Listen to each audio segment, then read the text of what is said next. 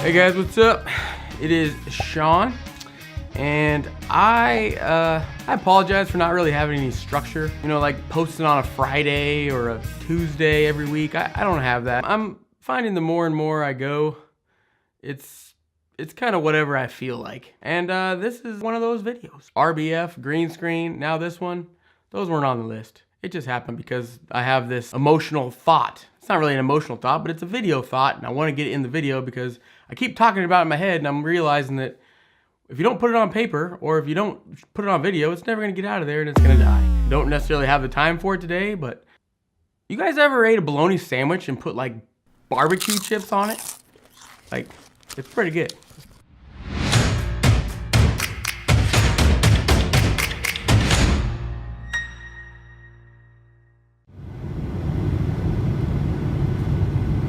Check it out, I'm vlogging. I'm vlogging in Portland, Oregon. This is the only, okay, I gotta get out before people see me. So, okay, let's get into the video. So the more you kind of search around in the MBTI world, if you just discovered it, if you just found out that you're an INFP, the more you start to dig, you'll find that MBTI is, the majority of the time, it seems like it's talked bad about. I don't agree with this. I do not agree with it. You have all these scientists coming out of the woodwork. You have these experts and whatnot that just, oh, you know, MBTI, it's dumb. I don't believe it's scientific either. It was Carl Jung in the 1920s that came up with a theoretical personality type. He came up with the letters essentially.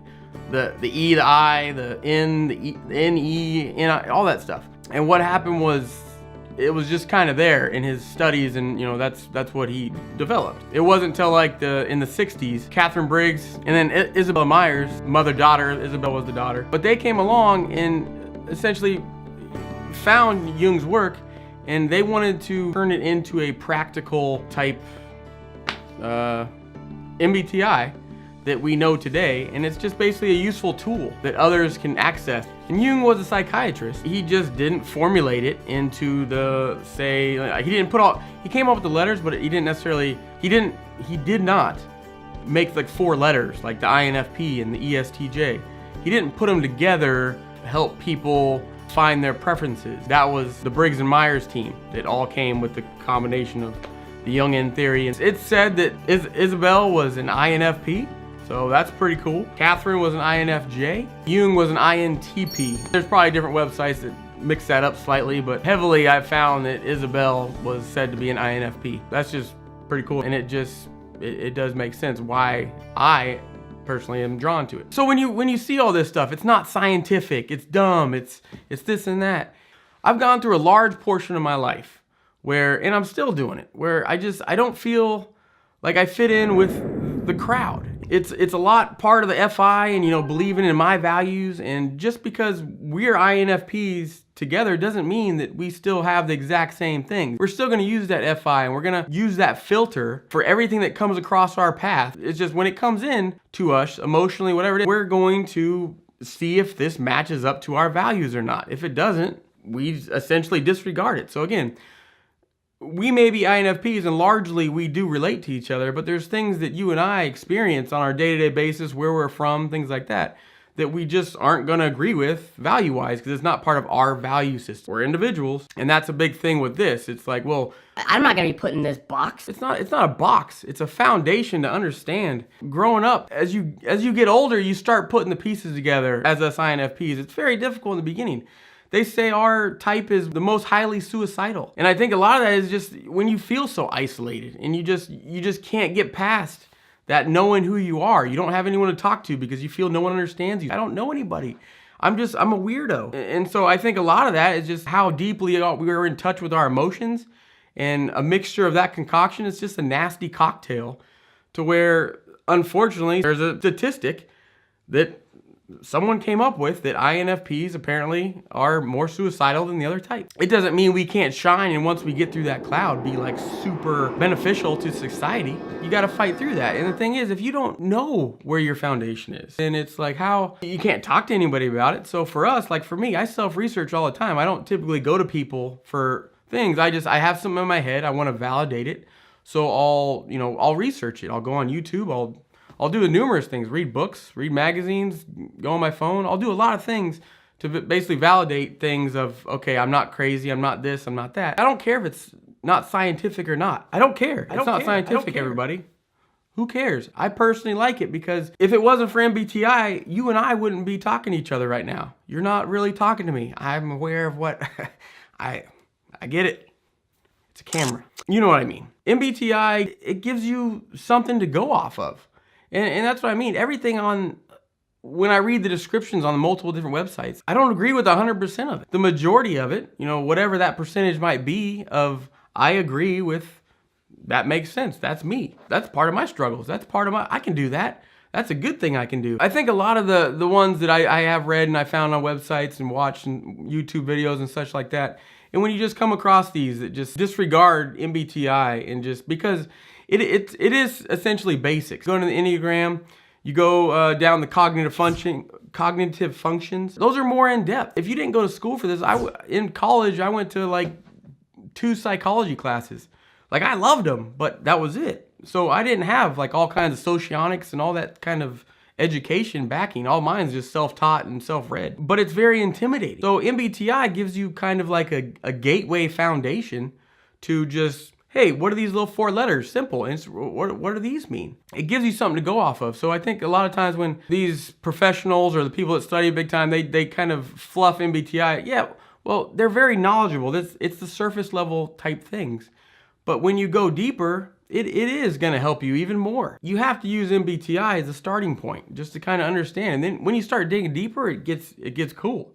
I mean, it's something that it's just like, you can learn a lot. I'm not a scientist. I don't care about, where did we come from? Monkeys? I mean, I am someone who lives in the clouds, in the dream. So if this is something that can be a theoretical type format, that's the kind of stuff I'm drawn to. I don't care if the majority out there says this is dumb, this is dead, why are we even looking at this? Whatever. That takes away from the Jung and the Briggs-Myers, the combination of all their work and stuff to kind of help people. This test gets taken like millions of times a year. So obviously it's something. I'm not going to be one of those ones that come to a point where I'm just like, that's dumb, because I enjoy it. It helps me. It's as far as I get strawn out into the society of do this, do that. And it's like the more society is around us, you need to stop thinking all the time, and you need to like this, you need to not like that, you need to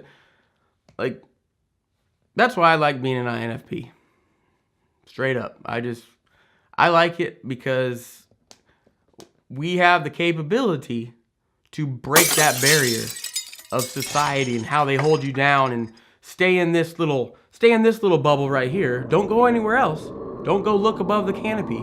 Don't do that because there's scary stuff up there. Well, that's what society wants you to do most of the time. They want to guide you through life on this little path. I don't want to go down that path. I want to go down my own path. So if I like something, again, the older I get, when I was young, I did follow people, and what am I doing? Oh, the majority of the crowd is a bunch of sensors, and they're going this way in logic land, and that's fine. You have to learn from somewhere, especially when you don't have direction. You just kind of, when you don't know anybody, you follow the crowd. So that's what I did that. The longer you go, if you can make it out of your 20s and just through whatever means necessary. I drank a lot in the military. I think that's how I got out of my 20s. And a lot of that dull, just not acceptance thing. I'm not advocating drinking to get through the 20s by any means. That's what I did. Wasn't proud of a lot of those moments, but whatever, you get drawn to, hopefully you can get into your head and just kind of, you got to be able to balance it. All the emotional stuff and just who am I and why is this person telling me to like this when I don't really think I like it, but I guess they're yelling at me, so I guess I'll probably like it right now. That's a dead end road. You gotta go where you're happy, where you can kind of adapt to people here and there, but in the end, you gotta know where your foundation is. And that's, again, when I get strung out down to those roads where I gotta be very logical and I gotta follow directions and whatnot, I find that I find gratification coming back to my foundation as an INFP. Like when I get back here, I just there's a sense of calming that I'm just like, okay, now this is what I'm talking about. This is where it's at. So yeah, I mean, I encourage you to just don't fall for that stuff. I mean, if you like something, like it. Just, if you like MBTI, like it. When you go past those sites and you go stumble upon those videos, they know a lot, the insides and outs of all this, all the personality types. I know a good bit, But I'm not gonna sit there and be able to have like a full-blown explanation of what an ISTP is or whatever without like studying it first, and then I could talk about it. Off the top of my head, no, I don't know exactly what the cognitive functions and this function stack and all that stuff is.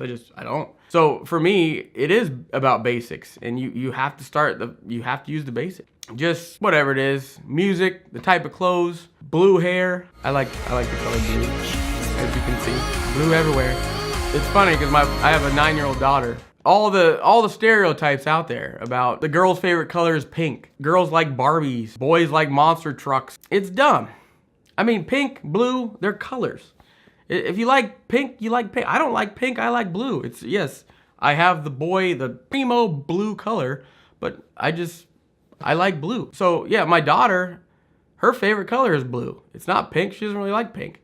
And she also likes dinosaurs. She doesn't have a lot of Barbies. She's got some stuffed animals, things like that, but she likes dinosaurs. And that's the thing that's cool to me when you see kids and they don't get swirled up into society's do this, do that, do this yet. You know, when they start getting older in their teenage years and then they start getting steered in a certain direction. But it's cool to see it when they're in their child form and they have no filter in their thinking and their brain. They're just trying to do stuff. So the teenage years comes and that's when it starts getting conflicting and all this craziness of whatever.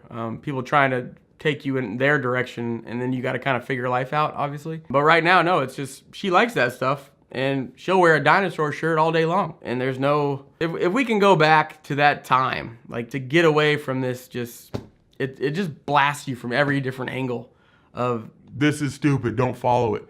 This is something you shouldn't look at.